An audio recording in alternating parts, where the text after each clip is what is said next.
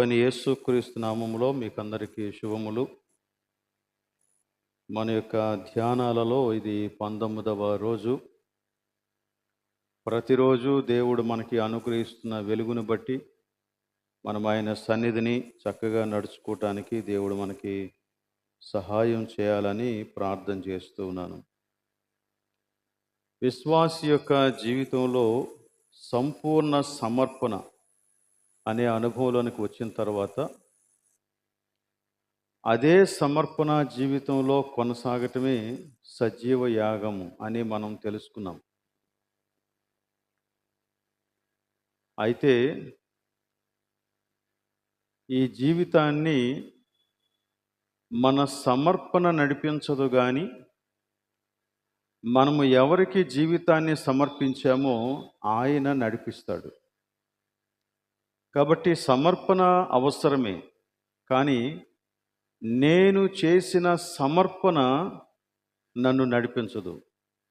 నేను ఎవరికైతే నా జీవితాన్ని సమర్పించానో, లేక ఎవరి చేతిలో నా జీవితాన్ని పెట్టానో ఆయన నన్ను నడిపిస్తాడు. ఈ విశ్వాసం మన యొక్క జీవితంలో ఎంతైనా అవసరం.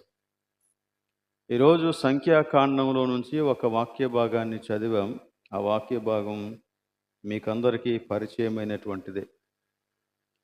ఇశ్రాయేలీయులు ఐగుప్తులో నుంచి విడిపించబడిన తరువాత కనాను దేశానికి చాలా దగ్గరకు వచ్చేసారు. బహుశా అక్కడి నుంచి ఇంకొంత దూరం వెళ్తే కనాను దేశంలోనికి వారు వెళ్ళిపోతారు.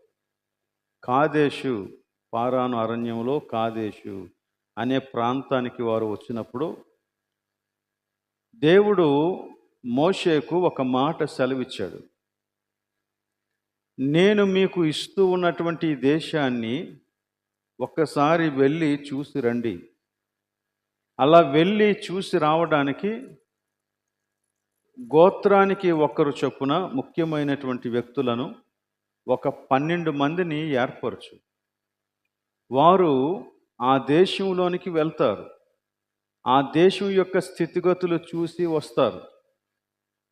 వారు చూసి వచ్చిన తరువాత మీరు ఆ దేశంలోనికి ప్రవేశిస్తారు అని దేవుడు వారికి చెప్పాడు. సో మోషే గోత్రాలన్నిటిలో నుండి ముఖ్యులైనటువంటి ఒక 12 మందిని ఏర్పాటు చేశాడు. వారు ఆ దేశంలోనికి వెళ్ళారు. ఆ దేశమంతా వారు 40 దినాలు వారు అక్కడ తిరిగారు. తిరిగి వచ్చిన తర్వాత వారు ఒక రిపోర్ట్, ఒక నివేదిక అందిస్తూ ఉన్నారు. వారు తిరిగి వచ్చినప్పుడు వారితో పాటు ఆ దేశం ఎంత సుభిక్షమైనటువంటి దేశమో, ఎంత మంచి దేశమో, ఎంత సారవంతమైన దేశమో, పాలు తేనెలు ప్రవహించు దేశమని దేవుడు చెప్పినందుకు ఆ దేశం అలాగనే ఉంది అని గుర్తుగా ఒక ద్రాక్ష గెలని 2 వ్యక్తులు మోసుకొని వచ్చారంట. అంతటి పెద్ద ద్రాక్ష గెల ఆ దేశం యొక్క పరిస్థితి ఏంటో చూడగానే చెప్పవచ్చు అన్నమాట. అయితే వారు తీసుకొచ్చినటువంటి సమాచారాన్ని మనం ఇప్పుడు చదివాం. వారు తీసుకొచ్చినటువంటి సమాచారంలో కొన్ని సంగతులు చాలా ప్రాముఖ్యంగా మనం గమనించవలసినవి ఉన్నాయి. 27వ వచనం నుండి మనం చూస్తే వారు అతనికి తెలియపరచినదేమనగా, నీవు మమ్మును పంపిన దేశమునకు వెళ్ళితిమి, అది పాలు తేనెలు ప్రవహించు దేశమే, దాని పండ్లు ఇవి. అయితే ఆ దేశములో నివసించు జనులు బలవంతులు, వారి పట్టణములు ప్రాకారము గలవి, అవి మిక్కిలి గొప్పవి, మరియు అక్కడ అనాకీయులను చూచితిమి అని వారు సమాచారాన్ని తెచ్చారు. దేశమైతే చాలా మంచిదే కానీ ఆ దేశంలోని ప్రజలు చాలా బలవంతులు అనే మాట ఒకవైపు వారికి సంతోషాన్ని కలిగించిన, మరోవైపు గొప్ప కలవరానికి దారితీసింది. దేశమైతే చాలా మంచిది, కానీ మనం అక్కడికి వెళ్తే ఆ ప్రజలు మనల్ని తినేస్తారు అని చెప్పారు. చూడండి 32వ వచనంలో కూడా మరికొంత సమాచారం. మరియు వారు తాము సంచరించి చూసిన దేశమును గూర్చి ఇశ్రాయేలీయులతో చెడ్డ సమాచారము చెప్పి, మేము సంచరించి చూచిన దేశము తన నివాసులను భక్షించు దేశము, దానిలో మాకు కనబడిన జనులందరూ ఉన్నత దేహులు, అక్కడ నెఫీలీయుల సంబంధులైన అనాకు వంశపు నెఫీలీయులను చూచితిమి. మా దృష్టికి మేము మిడతల వలె ఉంటిమి, వారి దృష్టికిని అట్లే ఉంటిమి అనిరి. అప్పుడు సర్వసమాజము ఎలుగెత్తి కేకలు వేసెను. ప్రజలు ఆ రాత్రి ఎలుగెత్తి ఏడ్చిరి. ఈ సమాచారం సర్వ సమాజాన్ని ఏడ్చేలాగన చేసింది. సర్వ సమాజం రాత్రంతా కూడా ఏడ్చి ఏడ్చి ఏడ్చి అసలు ఎందుకు మనం ఐగుప్తులో నుంచి బయటకు వచ్చాం, మరలా వెనక్కి వెళ్ళిపోదాం అనేటువంటి నిర్ణయానికి వచ్చేసారు. కానీ ఇలాంటి పరిస్థితుల మధ్య కాలేబు అనే ఒక వ్యక్తి ఉన్నాడు. ఆయన చెబుతూ ఉన్నటువంటి సంగతిని కూడా ఒకసారి మనం గమనిద్దాం. ఈ కాలేబు యొక్క జీవితం చాలా చిన్నగానే వర్ణించాడు, అంటే ఎక్కువసేపు చెప్పలేదు కాలేబుని గురించి. కానీ కాలేబు యొక్క జీవితంలో మనం నేర్చుకోవటానికి కావలసినన్ని సత్యాలు ఉన్నాయి. అతని యొక్క జీవితాన్ని చూస్తే మన విశ్వాస జీవితాన్ని గురించి సరిచేసుకోవటానికి, ప్రోత్సహించబడటానికి చాలా కనపడుతుంది అన్నమాట. సో కాబట్టి ఈ కాలేబు యొక్క జీవితంలో మనము నేర్చుకోవాల్సినటువంటి సంగతులను ఉద్దేశించి ఈ మాటలు మనం చదువుకుందాం. 30వ వచనంలో, కాలేబు మోషే ఎదుట జనులను నిమ్మలపరచి, మనము నిశ్చయముగా వెళ్ళుదము, దాని స్వాధీనపరచుకొందము, దాన్ని జయించుటకు మన శక్తి చాలుననెను. ఇది కాలేబు యొక్క విశ్వాసం. సో వెళ్ళిన 12 మందిలో 10 మంది చెడ్డ సమాచారాన్ని తీసుకొస్తే 2 మంచి సమాచారాన్ని తెచ్చారు, లేక మంచిగా చెప్పారు. మంచి సమాచారాన్ని తెచ్చారు అనేకంటే వారు చాలా మంచిగా చెప్పారు. అందులో ఆ 2లో మొట్టమొదట నోరు తెరిచి మాట్లాడినటువంటి వాడు కాలేబే. మొత్తం సమాజాన్ని అంతటినీ నిమ్మలపరిచాడంట. ఆగండి ఆగండి ఆగండి, మీరు తొందరపడకండి, మనం ఖచ్చితంగా వెళ్తాం, మనం ఖచ్చితంగా దాన్ని స్వాధీనపరుచుకుంటాం, మనము ఖచ్చితంగా జయిస్తాం అనేటువంటి మాటలు చెప్పాడు. కానీ ప్రజలు వాటిని పట్టించుకోలేదు. అయితే ఇక్కడ కాలేబు యొక్క విశ్వాసాన్ని గురించి మనం కొంచెం మాట్లాడుకోవాలి. సంపూర్ణమైనటువంటి సమర్పణ చేసిన వారి జీవితంలో కూడా పరిస్థితులు చాలాసార్లు ఇలాగనే కనపడతాయి.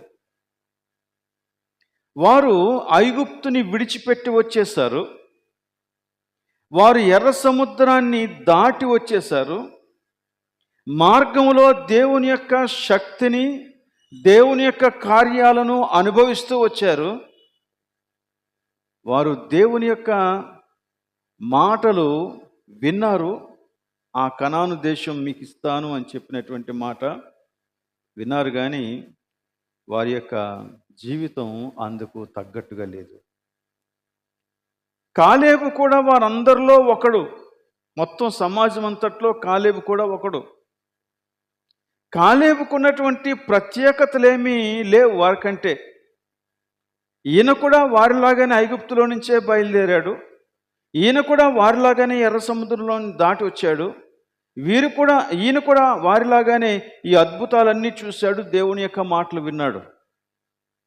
కానీ కాలేబు తాను దేవునికి సమర్పించబడిన వాడై ఆ సమర్పణలో స్థాపించబడిన వాడై సమర్పణను బట్టి తన జీవితాన్ని కొనసాగించినటువంటి వాడు. కాబట్టి ఇప్పుడు కాలేబు యొక్క జీవితంలోంచి కనీసం 3 విషయాలు నేను మీకు చెప్పాలని ఆశపడుతూ ఉన్నాను. మొదటిది ఏంటంటే అతని యొక్క అచంచల విశ్వాసం.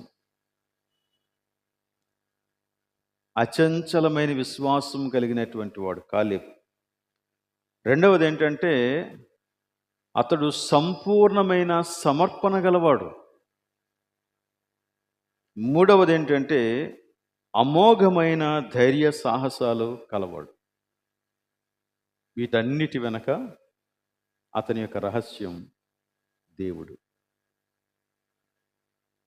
అతడు అచంచలమైన విశ్వాసాన్ని కలిగిన వాడు, సంపూర్ణమైన సమర్పణ కలిగిన వాడు, అలానే అమోఘమైన ధైర్య సాహసాలు కలిగినటువంటి వాడు. కానీ వీటన్నిటి వెనకాల అతని యొక్క రహస్యం దేవుడు. అందుకనే ఆయన ఈ మాటలు మాట్లాడగలుగుతూ ఉన్నాడు. అతని యొక్క అచంచల విశ్వాసం ఎలాంటిదంటే మిగిలిన వారందరూ కూడా అక్కడ ఉన్నటువంటి బలవంతులైన మనుష్యులను గురించి ఆలోచిస్తూ ఉన్నారు. కానీ ఈయనైతే అలా ఆలోచించలేదు. మనం వెళ్తాం, అందులో ఎటువంటి సందేహం లేదు, మనం వెళ్ళవచ్చు అనలేదు. మనం వెళ్తాం. రెండవ మాట మనం స్వాధీనపరుచుకుంటాం. మూడో మాట మనం జయిస్తాం. యెహోవా యందు నమ్మిక ఉంచువారు కదలక నిత్యము నిలిచి సియోను కొండవలే ఉందురు. నిజమే ఆ మాట. విశ్వసించేవాడు కలవరపడడు. వస్తాయి సమస్యలు, చాలా కఠినమైనటువంటి సమస్యలుగా కనపడతాయి. మామూలుగా ఒక వ్యక్తి ఆలోచన చేస్తే అవి కలవరపడే అంత సమస్యలే, చిన్నవేం కాదు. ఎందుకంటే వీరు చూసింది సామాన్యమైన విషయం కాదు. అక్కడ వారు అంటారు కదా, మేమక్కడ అనాకీయులను చూసాం. అనాకీయులు, ఎటువంటి అనాకీయులను చూసామో తెలుసా? నెఫీలీయుల సంబంధులైనటువంటి అనాకీయులు అంటాడు. నెఫీలులు అనేవారు చరిత్రలో మనకి ఎక్కడ కనబడతారంటే నోవాహు కాలంలో కనపడతారు. నోవాహు కాలంలో దేవుని కుమారులు, నరుల కుమార్తెలు చక్కని వారని వారితో పోయినప్పుడు వారికి కలిగిన సంతానం నెఫీలులు అంటారు. యాక్చువల్గా నోవాహు కాలంలో కనపడినటువంటి నెఫీలులు ఇప్పుడు ఎందుకు ఉంటారు? జలప్రలయం వచ్చింది కదా, జలప్రలయంలో మొత్తం అందరూ నశించిపోయారు కదా. నెఫీలులు అనే ఈ మాటకి అర్థం ఏంటంటే వారు బలాత్కారులు. బలాత్కారులు. వారు మనుష్యులను వారి యొక్క బలముతో అనగద్రొక్కేటువంటి వారు. ఎవరిని విడిచిపెట్టరు, కనికరించరు, క్రూరమైన వారు అని అర్థం. సో నెఫీలీయుల సంబంధులు అంటే ఇక్కడ దాని యొక్క అర్థం అంత భయపడిపోయారు అన్నమాట వారు. అలాంటి అనాకీయులను మేము చూసాం. ఆ అనాకీయులు ఉన్నత దేహులు, చాలా ఎత్తరులు. వారు ఎత్తైన వారు, బలమైన వారు. వారి ఎదుట మేము ఎలా కనబడుతున్నామంటే మిడతల్లాగా కనబడుతున్నాం. మిడతల్లాగా కనబడుతున్నాం. ఈ మాటలు మనం ఒక్కొక్కటిగా ఆలోచన చేస్తూ ఉంటే వారి యొక్క ఎస్టిమేషన్, వారు ఆలోచించినటువంటి ఆలోచన వాస్తవమే. ఎందుకంటే వారి యొక్క బలమెంతో వారికి తెలుసు. వారు శత్రువులను చూసినప్పుడు వారెంత బలవంతులో కూడా వారికి తెలుసు. అయితే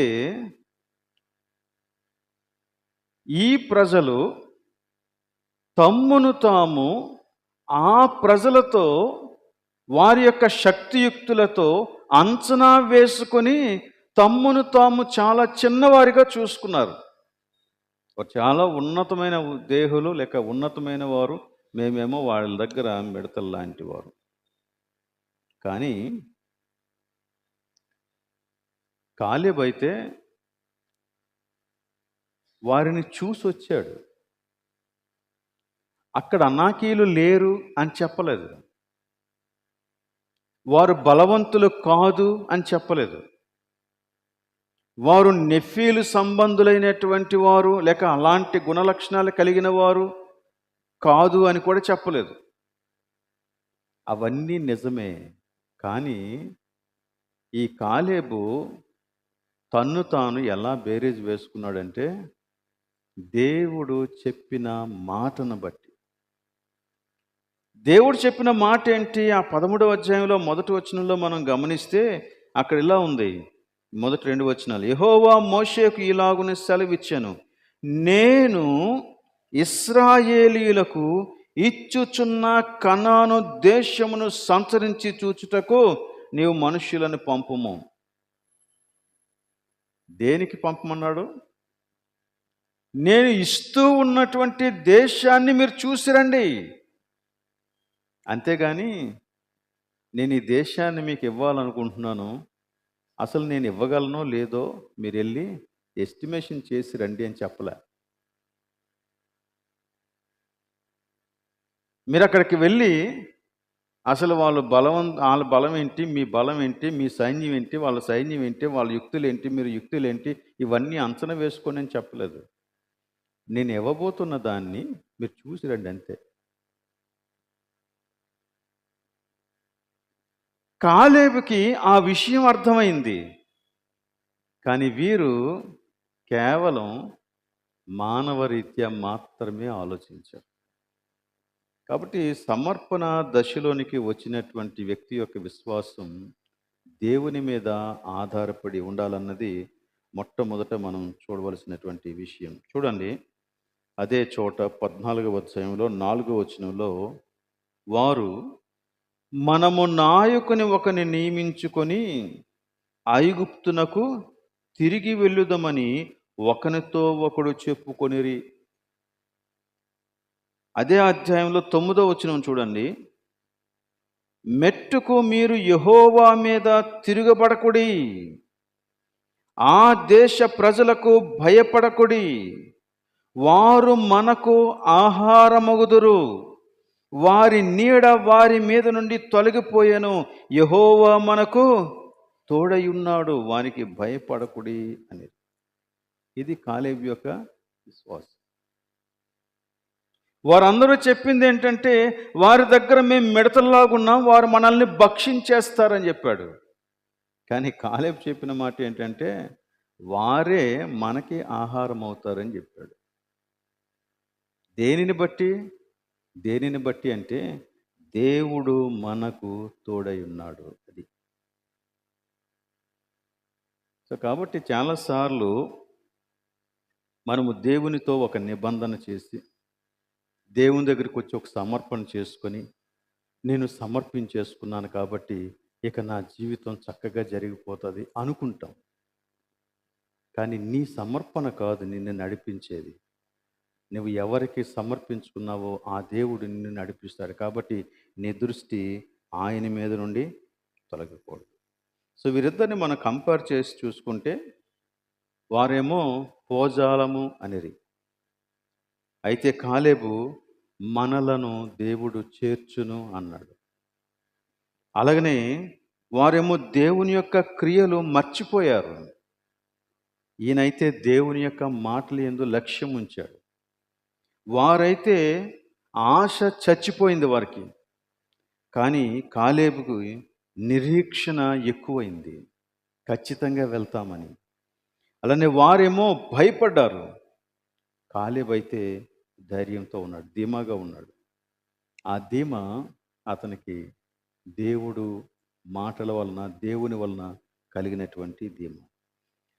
సో కాబట్టి ఆయన యొక్క విశ్వాసం అచంచలమైనటువంటి విశ్వాసం. రెండవ విషయం మనం ఆయనలో చూస్తే, ఆయన సంపూర్ణమైన సమర్పణ కలిగినటువంటి వ్యక్తి. ఇతన్ని గురించి, కాలేబుని గురించి ఎక్కడ చెప్పినా అతనికి ఒక ట్యాగ్ లైన్ వాడేవారండి. బైబిల్లో కాలేబుని గురించి ఎక్కడ చెప్పినా ఆ కాలేబు అని రాసి కిందని మరలా ఒక ట్యాగ్ లైన్ రాసేవారు. ఏంటి ఆ ట్యాగ్ లైన్ అంటే, పూర్ణ మనస్సుతో యెహోవాను అనుసరించినవాడు. అంటే కాలేబు అని పెద్ద అక్షరాలు రాసి దాని క్రింద ట్యాగ్ లైన్ ఏంటంటే, ఇతడు పూర్ణ మనస్సుతో యెహోవాను అనుసరించువాడు. చూడండి, ఉదాహరణకి అదే 14వ అధ్యాయంలో 24వ వచనం. నా సేవకుడైన కాలేబు మంచి మనస్సు కలిగి పూర్ణ మనస్సుతో నన్ను అనుసరించిన హేతువు చేత. పూర్ణ మనస్సుతో అనుసరించుట. అలాగనే ఇదే సంఖ్యాకాండం 32వ అధ్యాయం 11, 12 వచనాల్లో కూడా ఈ కాలేబును గురించి మాట్లాడతాడు. అక్కడ కూడా ఇవే సంగతులు. 20 ఏండ్లు మొదలుకొని పైప్రాయము కలిగి ఐగుప్తు దేశం నుండి వచ్చిన మనుష్యులలో పూర్ణ మనస్సుతో యెహోవాను అనుసరించిన కెనెజీయుడగు యెఫున్నె కుమారుడైన కాలేబు. ఇలాగ మీరు చాలా చోట్ల గమనిస్తారు. ప్రతి చోట కాలేబు అనే పేరు వచ్చిన దగ్గర ఇతడు పూర్ణ మనస్సుతో యెహోవాను అనుసరించినవాడు. పూర్ణ మనస్సుతో యెహోవాను అనుసరించినవాడు. ప్రతిసారి అదే మాట. అంటే తన యొక్క సమర్పణ చూడండి ఎంత పటిష్టమైందో, ఎంత సంపూర్ణమైందో. మనం ఇన్ని రోజులు కూడా గత 2-3 రోజులు ఈ ధ్యానాల్లో స్టడీ చేసింది ఇదే. చాలా ప్రాముఖ్యమైనటువంటి భాగం విశ్వాసి యొక్క జీవితంలో. ఈ సంపూర్ణమైన సమర్పణ లేకపోతే ఒక విశ్వాసి శరీర సంబంధిగా మిగిలిపోతాడు. కానీ సంపూర్ణమైన సమర్పణ ఉంటే అతడు దేవుని యొక్క శక్తి చేత తన విశ్వాస జీవితాన్ని కొనసాగించగలుగుతాడు. సో అలాంటి సంపూర్ణమైనటువంటి సమర్పణ ఈ కాలేబులో మనం చూస్తాం. ఈ పూర్ణ మనస్సుతో యెహోవాను అనుసరించేటువంటి ఈ సమర్పణ ఉంది కాబట్టే అతడు మిగిలిన వారందరికంటే ఒక ప్రత్యేకమైన వ్యక్తిగా నిలవబడ్డాడు. ఒక ప్రత్యేకమైన వ్యక్తిగా నిలవబడ్డాడు. ఇతని యొక్క సమర్పణ మీద చాలా దాడి జరిగి ఉంటుంది. మొదటిది ఏంటంటే, చాలా ప్రెజర్ ఉంది ఆయన మీద. ఎందుచేత? బహుశా మోషే, యెహోషువ వీరిద్దరిని ప్రక్కకు తీసేస్తే మిగిలిన వారందరూ కూడా కాలేబు చెప్పిన దానికి వ్యతిరేకంగా చెబుతున్నారు. బహుశా వారందరూ కూడా కలిసి కాలేబు దగ్గరకు వచ్చి, నువ్వు ఒక్కడవే నీతిమంతుడవా, నువ్వు ఒక్కడవే దేవుని యందు విశ్వాసం కలిగిన వాడవా, నీతో మాత్రమే దేవుడు చెప్పాడా, మాకు తెలీదా, నువ్వు ఎలా మాట్లాడుతున్నావు? ఎంత ప్రెజర్ ఉంటుందో కాలేబు మీద. ఒక్కడే సర్వ సమాజం. వారు ఐగుప్తులోంచి బయటకు వచ్చినప్పుడు ఎన్ని లక్షలన్నీ? 6 లక్షల కాల్బలం అట, జస్ట్ పురుషులు. మిగిలిన వాళ్ళందరూ ఎంతమందో. రాత్రంతా ఏడ్చి ఏడ్చి ఏడ్చి ఏడ్చి తెల్లారే పాటికి ఒక నాయకుడిని ఎన్నుకొని తిరిగి వెళ్ళిపోదాం అనుకున్నారు. కాలేబు, నువ్వు వస్తావు మాతోని?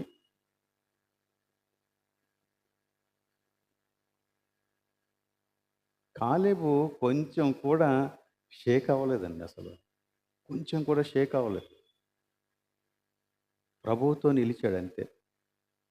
ప్రభువుతో నిలిచాడు.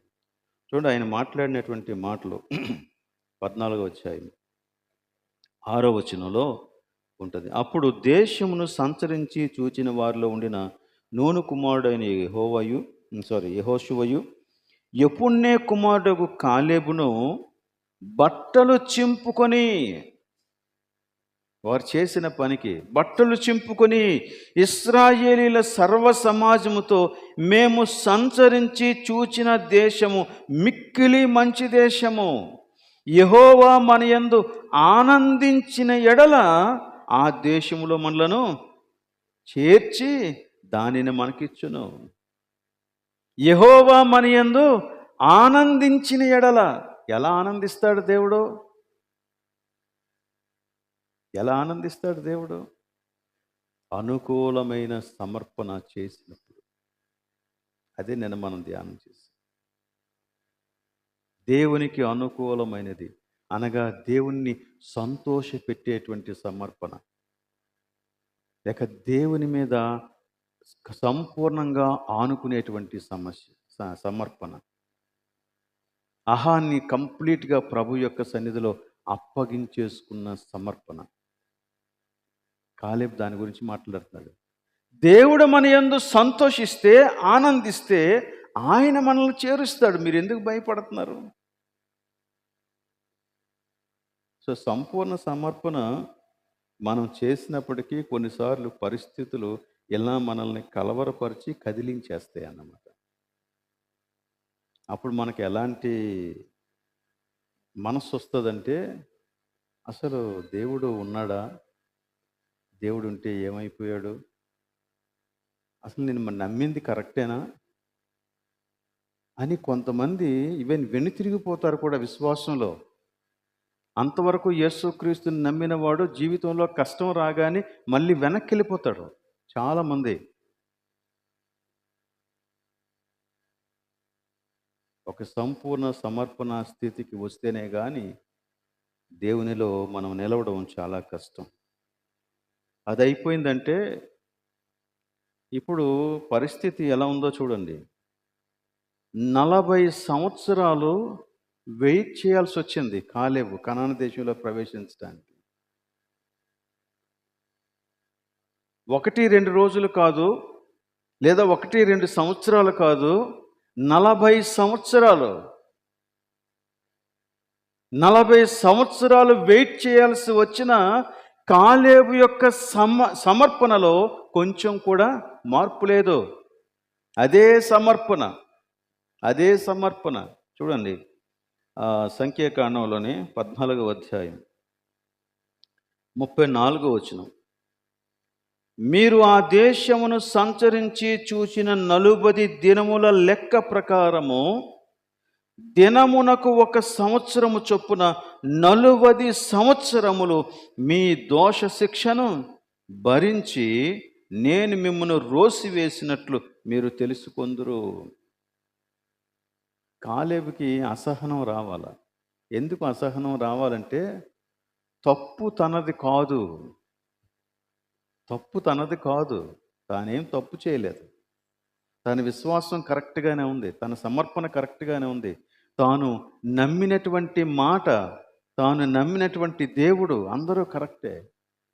అయినా కానీ అవిధేయులైనటువంటి వారు అందరితో పాటు కలిసి అతను కూడా 40 సంవత్సరాల పాటు అరణ్యములో ఎదురు చూడాల్సి వచ్చింది. అసలు ఈ సందర్భంలో మోషేతో దేవుడు ఒక మాట చెప్తాడు. వీరి సంగతి నాకు తెలుసు కానీ వాళ్ళని వదిలే, నేను నీకు సంతానాన్ని కలుగు చేసి నీ సంతానాన్ని నేను గొప్ప చేస్తాను. మోషే తన్ను తాను దేవుని సన్నిధిలో అప్పగించేసుకొని, ప్రభువా ఇది కూడదు అని చెప్తాడు. బహుశా కాలేబు కూడా మోషే యొక్క ప్రార్థనతో ఏకీభవించిన వాడు గనక 40 సంవత్సరాలు మరలా సమాజం అంతా దేవుని యొక్క కృపను పొందుకునే వరకు, లేక దేవుని చేత ముందుకి నడిపించబడే వరకు ఆయన కూడా సమాజం అంతటితో పాటు కలిసి ఆగాడు దేవుని యొక్క సన్నిధిలో. కానీ సమర్పణ విషయంలో మాత్రం వెనకంజ వేయలేరు. బహుశా ఈ 40 సంవత్సరాల కాలంలో కాలేబు ఏం చేస్తుంటాడు? ఈ 40 సంవత్సరాల కాలంలో బహుశా కాలేబు ఏం చేస్తుంటాడంటే, ఇప్పుడు కాలేబుకి పరిస్థితి పూర్తిగా అర్థమైపోయింది. అదేంటంటే 20 ఏండ్లు పైబడినటువంటి వయస్సు కలిగిన వారిలో ఏ ఒక్కరు కూడా కనాను దేశానికి వెళ్ళరు. క్లియర్గా తెలిసిపోయింది. సో 20 సంవత్సరాల కంటే పైబడినటువంటి వారు అందరూ కూడా ఈ అరణ్యంలో చనిపోతారు గనక ఇప్పుడు ఏం చేయాలంటే ఒక పరిచర్య ఉంది. 20 సంవత్సరాల కంటే తక్కువ వయసు ఉన్నటువంటి వారిని అందరినీ కనాను దేశానికి సిద్ధపరచాలి. బహుశా కాలేబు అలాంటి పని చేస్తున్నాడేమో. ఎందుకంటే అతని యొక్క సమర్పణలో తేడా లేదు. వీరందరితోని మాట్లాడి చూశాడు, వీరందరికీ చెప్పి చూశాడు. మీరెందుకు అంత కంగారు పడతారు? దేవుడు మన యందు ఆనందిస్తే ఆయన మనల్ని చేరుస్తాడు అని చెప్పినటువంటి ఈ వ్యక్తి మిగిలిన వారితో మాట్లాడకుండా ఉంటాడా? ఉండడు. ఖచ్చితంగా మాట్లాడతాడు. ఇక్కడ మనకు ఒక విషయం అర్థం అవ్వాలి. పరిస్థితులు భిన్నంగా కనపడుతూ ఉన్నప్పుడు, పరిస్థితులు ఇక ముందుకి సాగలేమేమో అనిపించినప్పుడు, లేక పరిస్థితులు దేవుని యొక్క చిత్తానికి వ్యతిరేకంగా కనిపిస్తూ ఉన్నప్పుడు, నీకు ఒక పరిచర్య ఉందని నీకు తెలుసా? నీ విశ్వాసమైతే నీలో సంపూర్ణమైన సమర్పణ గనక ఉంటే నీకొక పరిచర్య ఉంది. నీ పరిచర్య ఏంటంటే మిగిలిన వారు కూడా అదే అవిధేయత ప్రవాహంలో కొట్టుకుపోకుండా కాపాడవలసినటువంటి బాధ్యత నీ మీద ఉంది. ఆ పరిచర్య నీకుంది. వారిని కనాను దేశానికి నువ్వు సిద్ధపరచాల. ఆసక్తి కలిగి చేయగలిగినటువంటి కార్యం. మనమందరం కూడా నిమిషాల మీద పనులు అయిపోవాలని కోరుకునే వాళ్ళం. దాని యొక్క అర్థం ఏంటంటే లోక విధానాలే మనం అనుసరిస్తూ ఉంటాం. దేవుని యొక్క విధానం కొరకు ఎదురు చూడడం చాలాసార్లు. మనం అనుకున్న టైంకి అయిపోవాలా. అలాగ అవ్వకపోతే మనకి ఎంత ఇరిటేషనో తెలుసా? ఆగలేం అస్సలు. దేవుని యొక్క సమయం కొరకు కనిపెట్టేటువంటి ఆ ఓర్పు, ఆ సహనం, ఆ పట్టుదల సంపూర్ణ సమర్పణ కలిగినటువంటి వారికి ఉంటుంది. సరే, అదైపోతే ఇంకొక సంగతి జరిగిందండి. కాలేబు ఇంకొక భయంకరమైనటువంటి విషయం ఎదుర్కోవాల్సి వచ్చింది. అదేంటంటే 40 సంవత్సరాల కాలం అయిపోతుంది. దేవుడు మోషేతో కూడా ఏం చెప్పాడంటే, మోషే, ఇంకా నీ టైం అయిపోయింది. ఇప్పుడు నువ్వేం చేయాలంటే, నువ్వు ఎలాగో కనాను దేశంలోనికి ప్రవేశించవు కాబట్టి ఈ ప్రజలందరినీ కనాను దేశంలోనికి ప్రవేశపెట్టే ఒక నాయకుడిని నువ్వు ఏర్పరచాలి అన్నాడు.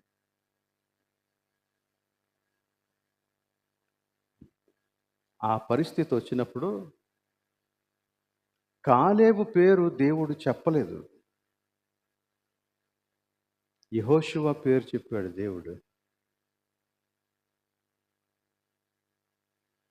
నా సమర్పణ ఏంటో, నా ఎబిలిటీ ఏంటో, నా ధైర్యం ఏంటో, నేను సమాజం అంతటిని ఎలా నిమ్మలపరిచానో ఈ విషయాలన్నీ కూడా తెలిసి కూడా నాకెందుకు ఇవ్వలేదు ఆ నాయకత్వం?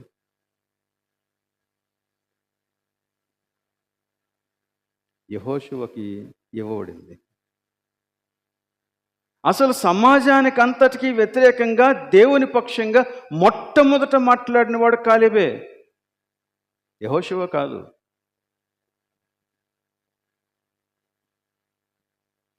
యెహోషువ వ్యతిరేక కాదు, కానీ ఆయన మొదట మాట్లాడలేదు. మొట్టమొదట మాట్లాడిన వాడు కాలేబే. కానీ నాయకత్వం దగ్గరికి వచ్చినప్పుడు దేవుడు కాలేబుని కోరుకోలేదు, యెహోషువని కోరుకున్నాడు. చూడండి, ద్వితీయోపదేశకాండం 1వ అధ్యాయం 36-37 వచనాలు. యెఫున్నె కుమారుడైన కాలేబు తప్ప మరి ఎవడునూ చూడడు. ఓకే, కాలేబుకి అంత మంచి ఆశీర్వాదం ఉంది. అతడు పూర్ణ మనస్సుతో యెహోవాను అనుసరించెను గనుక అతడు దానిని చూచును. అతడు అడుగుపెట్టిన దేశమును నేను అతని సంతానమునకు ఇచ్చేదను అని ప్రమాణం చేశాను. మరియు యెహోవా మిమ్మును బట్టి నా మీద కోపపడి, మోషే మాట్లాడుతున్నాడు, మోషే నా మీద కోపపడి నీ పరిచారకుడగు నూను కుమారుడైన యెహోషువ దానిలో ప్రవేశించును గాని నీవు దానిలో ప్రవేశింపవు. అంత మాత్రమే కాదు, అతడు ఇశ్రాయేలీయులు దాని స్వాధీనపరచుకొన చేయును గనుక అతన్ని ధైర్యపరచు. సో ఈ డైరెక్ట్గా యెహోవాయే మాట్లాడుతున్నాడు, దేవుడే మాట్లాడుతున్నాడు. నాయకత్వానికి వచ్చేటప్పటికి నా నిర్ణయం యెహోషువ, కాలేబు కాదు. దేవుడు చెప్పాడన్నమాట. ఇప్పుడు కాలేబు యొక్క పరిస్థితి చూడండి. కాలేబు దేవుని యొక్క నిర్ణయాన్ని సంపూర్ణంగా అంగీకరించాడండి. అసలు వ్యతిరేకంగా పని చేయలేదు. అదే మన మెంటాలిటీ అయితే చాలా వ్యతిరేకంగా పనిచేస్తాం మనం. నేను కాకుండా, నాలాంటి ఒక సమర్థమైన వ్యక్తి కాకుండా ఇంకొకడు ఆ స్థానంలో ఉంటే నేను నాన్ కోఆపరేషన్ మొదలు పెడతాను. ఫస్ట్ థింగ్, నేను కోఆపరేట్ చేయను. రెండవది, నీకు వ్యతిరేకముగా ప్రజల్ని మోటివేట్ చేస్తాను. నువ్వు అనుకున్న పని జరగకుండా చేస్తాను. మన విధానాలు అలాగే ఉంటాయి. కానీ సంపూర్ణ సమర్పణ కలిగినటువంటి కాలేబు ఏం చేస్తున్నాడంటే యెహోషువతో నిలబడుతున్నాడు. యెహోషువతో నిలబడుతున్నాడు. యెహోషువ నాయకత్వానికి తల వంచాడు. కారణం ఏంటంటే యెహోషువను బట్టి కాదు, దేవునిని బట్టి. దేవుని భయం ఉన్నటువంటి వాడు ఆధ్యాత్మిక నాయకత్వాన్ని ఖచ్చితంగా అంగీకరిస్తాడు. దేవుని నిర్ణయాన్ని అంగీకరించిన ప్రతి వ్యక్తి కూడా దేవుని యొక్క చిత్తం జరిగించటం కోసం ఆ నాయకునికి సహకరిస్తాడు.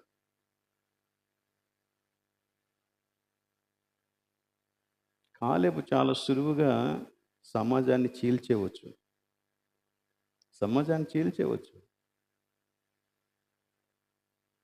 కానీ అలా చేయలేదు కాలేబు. కాలేబు దేవునితో ఏకీభవించాడు. అలాగనే 3వ అధ్యాయం 28వ వచనంలో కూడా ఇదే మాట చెప్తాడు. ద్వితీయోపదేశకాండం 3:28. యెహోషువకు ఆజ్ఞ ఇచ్చి అతన్ని ధైర్యపరిచి దృఢపరచము. అతడు ఈ ప్రజలను వెంటబెట్టుకొని నది దాటి నీవు చూడబోవు దేశమును వారిని స్వాధీనపరుచుకొన జేయును. కాలేబు యెహోషువతో పాటు నిలవబడ్డాడు. ఇక్కడ 3 సంగతులు మనం చూసామండి. సమర్పణను పాడు చేయగలిగినటువంటి సంగతులు. ఒకటి ఏంటంటే ప్రజలందరి యొక్క ఒత్తిడి. కానీ కాలేబు కదలలేదు. రెండవది ఏంటంటే తన తప్పు లేకపోయినా తప్పు చేసిన వారితో పాటు 40 సంవత్సరాలు సహనంతో కనిపెట్టాల్సి వచ్చింది. ఈ 40 సంవత్సరాలు కనిపెడుతూ ఉన్న దినాల్లో ఒకరు ఈ 6 లక్షల మంది చనిపోయారన్నమాట. మొత్తం 40 సంవత్సరాల్లో 6 లక్షల మంది కంటే ఎక్కువ మందిని సమాధి చేయాల్సి వచ్చింది కాలేబు. కానీ అతని యొక్క విశ్వాసం చెక్కు చెదరలేదు. ఇక మూడవది ఏంటంటే నాయకత్వం దగ్గరకు వచ్చినప్పుడు దేవుడు కాలేబు పేరు చెప్పలేదు, యెహోషువ పేరు చెప్పాడు. యెహోషువ నడిపిస్తాడు, యెహోషువ తీసుకెళ్తాడు, యెహోవా ముందుంటాడు. ఈ యెహోషువ ముందుంటాడు, కాలేబు వెనకాల నడవాల్సిందే. కానీ కాలేబుని గురించి చెప్పినప్పుడు అతడు నిండు మనస్సుతో యెహోవాను వెంబడించినవాడు. నిండు మనస్సుతో యెహోవాని వెంబడించిన వారు అలా ఉంటారు. నిండు మనస్సుతో దేవునికి సంపూర్ణమైన సమర్పణ చేసేవారు అలా ఉంటారు. ఇక మూడవది అమోఘమైన ధైర్య సాహసాలు కలవాడు కాలేబు.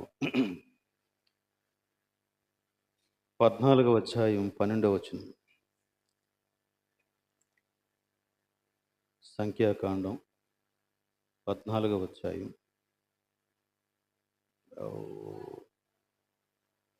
ఐఎమ్ సారీ ద్వితీయోపదేశకాండం అనుకుంటా. ద్వితీయోపదేశకాండం 14వ అధ్యాయం 12వ వచనం.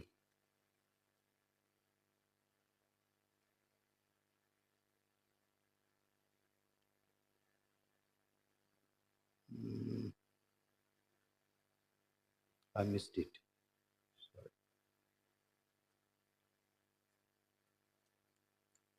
ఒక్క నిమిషం.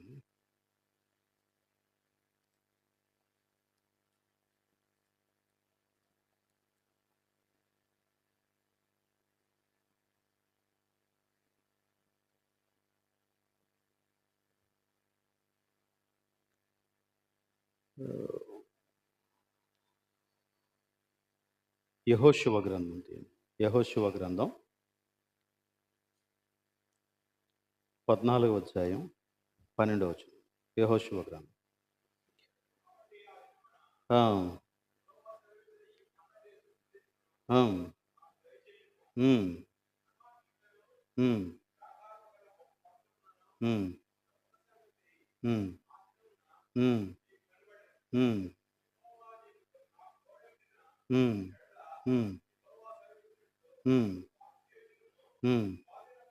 రైట్.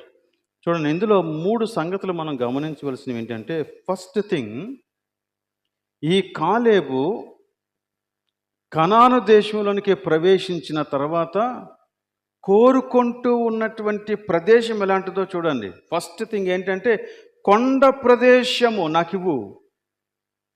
రెండవది ఏంటంటే, అనాకీయులు కలిగినటువంటి ప్రాంతం నాకివ్వు. మూడవది ఏంటంటే, ప్రాకారములు గల గొప్ప పట్టణాలు కలిగినటువంటి ప్రాంతం నాకివ్వు అన్నాడు. చిన్న చిన్నవి ఎంచుకోలేదు, ఈజీగా సెటిల్ అయిపోయి ఎంచుకోలేదు. అప్పటికే కాలేబు వయసు ఎంత? 85 సంవత్సరాలు. ఎందుకంటే 40 సంవత్సరాల వయసులో ఇప్పుడు 40 సంవత్సరాలు మళ్ళీ గడిచిపోయి ఆ వయసులో ఏమడుగుతున్నాడంటే, నాకు కొండ ప్రదేశం కావాలి, అనాకీయులుండే ప్రదేశమే కావాలి నాకు. వారు దేనికి భయపడ్డారు? అనాకీయులకే భయపడ్డారు. నాకు అనాకీయులు ఉండే ప్రదేశమే కావాలి. మూడోది ఏమన్నాడంటే, గొప్ప ప్రాకారములు కలిగినటువంటి పట్టణాలే నాకు కావాలి, దుర్భేద్యమైన కోటలు కలిగినటువంటి పట్టణాలు నాకు కావాలి. నేను వాటిని స్వాధీనపరుచుకుంటాను. అయితే వెనుక రహస్యం ఏంటంటే, అక్కడే చెప్పాడు, యెహోవా నాకు తోడయుండిన ఎడల యెహోవా సెలవిచ్చినట్లు వారి దేశమును, నా బలం కాదు, దేవుడు చెప్పాడు నాకు ఈ సంగతి, దేవుడు సెలవిచ్చాడు, యెహోవా సెలవిచ్చినట్లు అది నాదవుతుంది. అచంచలమైనటువంటి విశ్వాసం అన్నమాట. మన విశ్వాస జీవితంలో మనం కోరుకోవలసిందే ఇలాంటిది. కఠినమైన పరిస్థితుల మధ్య దేవుని కొరకు నిలబడటం. కఠినమైన పరిస్థితుల మధ్య అందరూ ప్రభువా శ్రమలు తీసేయండి, కష్టాలు తీసేయండి, ఇవన్నీ నాకొద్దు, నష్టాలు తీసేయండి, అనారోగ్యాలు తీసేయండి. కానీ ఒకవేళ కష్టమైన పరిస్థితులు వస్తే నువ్వు నిలబడాలి కదా. కాలేబు అవే కోరుకుంటున్నాడు, అదే కోరుకుంటున్నాడు.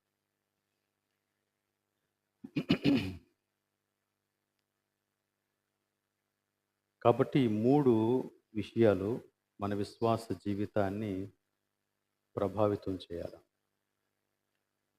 మనం దేవునికి సంపూర్ణమైనటువంటి సమర్పణ చేసినటువంటి వారమైతే దేవునితో కలిసి స్థిరంగా విధేయత కలిగి నడుచుకోవటం నేర్చుకోవాలి.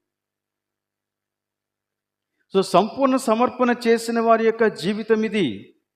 సంపూర్ణ సమర్పణ చేసిన వారి యొక్క జీవితంలో కష్టాలు రావు, నష్టాలు రావు, ఎటువంటి ఇబ్బందులు ఉండవు అని దేవుని యొక్క వాక్యం ఎక్కడా చెప్పలేదు. వస్తాయి, కానీ వాటన్నిటి మధ్య దేవుని మాటని పట్టుకొని దేవునికి విధేయత చూపిస్తూ స్థిరమైనటువంటి నడక నడిస్తే నువ్వు ఖచ్చితంగా దేవుడు నిర్ణయించిన చోటికి చేరుకుంటావు. ఆ పరిశుద్ధత, పవిత్రీకరణ, ఆ పరిశుద్ధపరిచేటువంటి మార్గంలో మన యొక్క నడక సంపూర్ణంగా ఉంటాయి. దేవుడు దేన్నైతే చేయాలనుకున్నాడో దానిని మన యొక్క జీవితంలో చేస్తాడు. వారికి దేవుడు చూపించింది ఒక ప్రదేశం, కానీ దేవుడు నీకు చూపించింది ఏంటంటే ఒక వ్యక్తి. ఎవరైనా? యేసుక్రీస్తు. నిన్ను క్రీస్తు సారూప్యంలోనికి మార్చటం ఆయన యొక్క ఉద్దేశం.